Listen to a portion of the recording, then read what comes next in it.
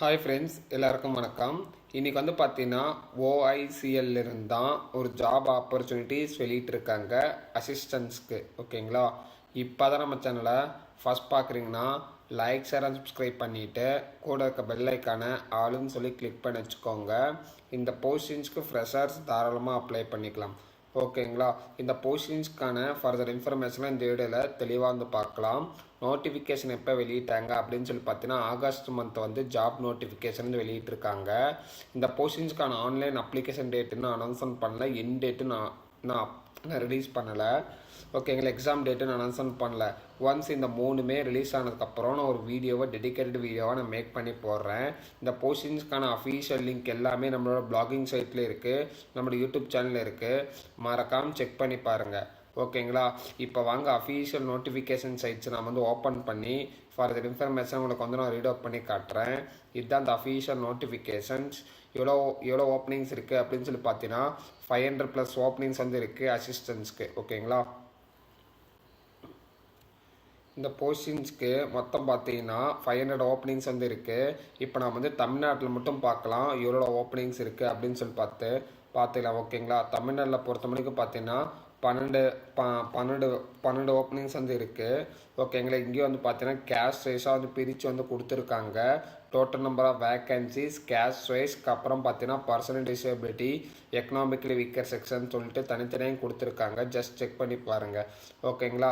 இந்த போஸ்டிங்ஸ்க்கு என்ன எலிஜிபிலிட்டி தேவை அப்படின்னு சொல்லி பார்த்தீங்கன்னா ரிலீஜன் லாங்குவேஜ் கண்டிப்பாக தெரிஞ்சிருந்தால் மட்டும் போதுமானது அப்படின்னு சொல்லி தெளிவாக போட்டிருக்காங்க. அஃபீஷியல் ஜாப் நோட்டிஃபிகேஷன்ஸில் யாரெல்லாம் இந்த போஸ்டிங்ஸ்க்கு வந்து அப்ளை பண்ணலாம் அப்படின்னு சொல்லி பார்த்தீங்கன்னா இந்தியன் சிட்டிசன்ஸ் மட்டும் தான் இந்த போஸ்டிங்ஸ்க்கு வந்து அப்ளை பண்ண முடியும்னு சொல்லிட்டு தெளிவாக இந்த நோட்டிஃபிகேஷன் வந்து போட்டிருக்காங்க. ஓகேங்களா?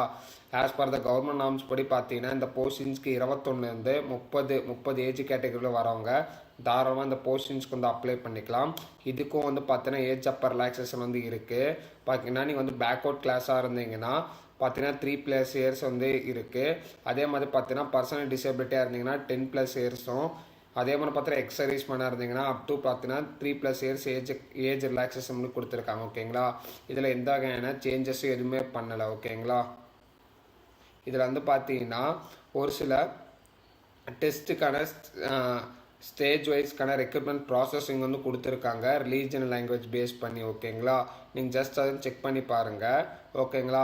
இந்த பிடிஎஃப் பொறுத்த வரைக்கும் பார்த்தீங்கன்னா நிறைய இன்ஸ்ட்ரக்ஷன் வந்து கொடுத்துருக்காங்க.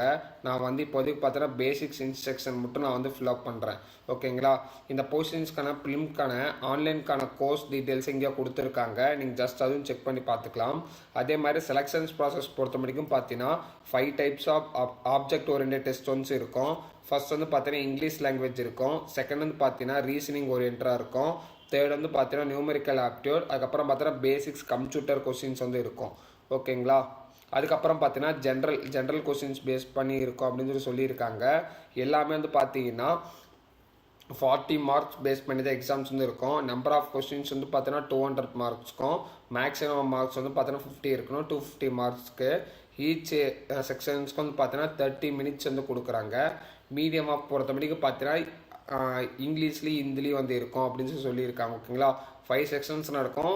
எக்ஸாம்ஸ் வந்து பார்த்தீங்கன்னா 2 hours வந்து நடக்கும். எல்லாமே பார்த்தீங்கன்னா ஆன்லைன் ஆப்ஜெக்ட் ஓரியன்டட் டெஸ்ட் தான் அப்படின்னு சொல்லியிருக்காங்க. ஓகேங்களா?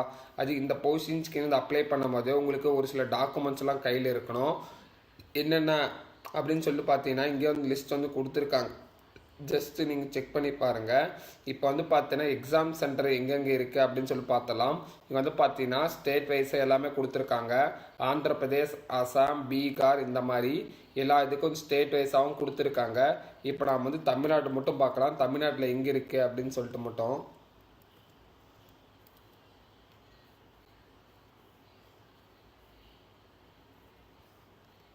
தமிழ்நாட்டில் பொறுத்த வரைக்கும் பார்த்தீங்கன்னா சென்னை மட்டும் தான் இங்கே வந்து மென்ஷன் பண்ணியிருக்காங்க. வேறு எதுவுமே கிடையாது. பார்த்தீங்கன்னா இது வந்து பார்த்தீங்கன்னா ஃபேஸ் 2 தான் அனௌன்ஸ்மெண்ட் பண்ணியிருக்காங்க.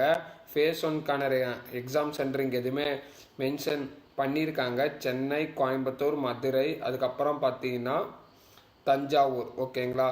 அதுக்கப்புறம் பார்த்தீங்கன்னா நாகர்கோவிலில் மென்ஷன் பண்ணியிருக்காங்க. ஃபேஸ் 1க்கும் ஃபேஸ் 2க்கு வந்து பார்த்தீங்கன்னா சென்னை மட்டும் தான் மென்ஷன் பண்ணியிருக்காங்க. ஓகேங்களா?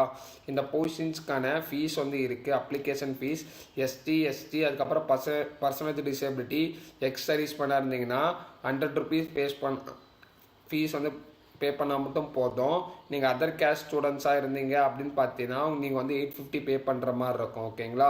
இந்த போஸ்டிங்ஸ்க்கு அப்ளை பண்ணுறதுக்கு என்னென்ன தேவை அப்படின்னு சொல்லி பார்த்தீங்கன்னா உங்களோட அப்ளிகேஷன் ரிஜிஸ்ட்ரேஷன் நம்பர், அப்புறம் பார்த்தீங்கன்னா பேமெண்ட் ஃபீஸ் இருக்கணும். ஒரு சில டாக்குமெண்ட்ஸ்லாம் ஸ்கேன் பண்ணி அப்லோட் பண்ணுற மாதிரி இருக்கும். உங்களோட ஃபோட்டோஸ், உங்களோட சிக்னேச்சர், தம்ப் இம்ப்ரெஷன், அதுக்கப்புறம் பார்த்தீங்கன்னா உங்களோட ஹேண்ட் ரைட்டிங் ரைட் பண்ண டிக்ளரேஷன்ஸில் இருக்கணும் அப்படின்னு சொல்லியிருக்காங்க.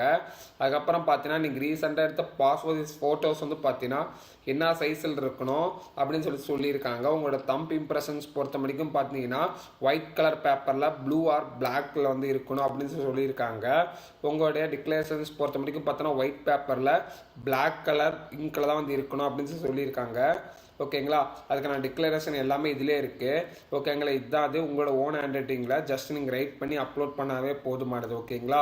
இந்த போஸ்டிங்ஸ்க்கு எப்படி அப்ளை பண்ணுறது, என்னென்ன க்ரைட்டீரியா தேவை, என்ன டீட்டெயிலாக வேணும் அப்படின்னு வச்சிங்கன்னா கீழே வந்து டெமோ வீடியோ மட்டும் கமெண்ட் பண்ணுங்கள். இந்த போஸ்டிங்ஸ்க்கு அப்ளை பண்ணுறதுலேருந்து ஃபைனல் என்னென்ன அவுட்புட் வரும் எல்லாமே தெளிவாக மேக் பண்ணி போகிறோம். ஓகேங்களா? இந்த வீடியோவை நான் இதோட வைண்ட் அப் பண்ணிக்கிறேன். முடிஞ்ச வரைக்கும் நம்ம சேனலை லைக், ஷேர் அண்ட் சப்ஸ்கிரைப் பண்ணிவிட்டு பார்க்க கண்டினியூ பண்ணுங்கள். நீங்கள் போடுற ஒவ்வொரு லைக், ஒவ்வொரு சப்ஸ்கிரைப், ஒவ்வொரு வியூஸ் தான் எங்களுக்கு வீடியோஸ் போகிறதுக்காக கொஞ்சம் மோட்டிவேஷனாக இருக்கும். நான் லைக் பண்ணிட்டு தொடர்ந்து பாருங்கள். ஓகேங்களா? Thank you so much. Have a nice day.